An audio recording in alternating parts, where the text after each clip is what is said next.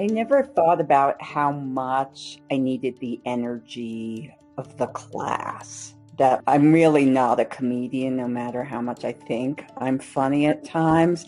And I'm even worse on the screen because I can't read things. And like many people, the challenge of teaching to squares on a screen, or the challenge to just teaching to a name on the screen, right? Like many people, we have the issue, where students aren't always able to turn on their video.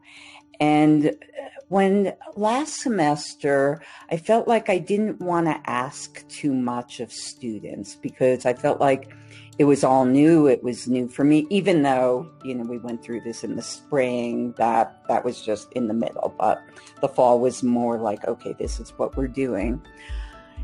And so I went through the semester feeling like I didn't want to make any more demands on students. And I also understood equity-based issues, why some students wouldn't have it on. And this semester, I decided I shouldn't be so afraid to ask for things that matter to me with teaching. And so I can give you a great story from yesterday, actually. I had my first remote class, and I had, prior to that, they do a first day kind of info sheet for me online, and I updated it this time, and I asked, in a remote class, are you able to turn on your video? Yes or no? If no, why? Are you able to turn on your audio? If yes, no, why? And they all said yes when I was reading these prior to class. And I was like, all right, well, let me try something. So it was a smallish class. There were only 9 of them in it yesterday.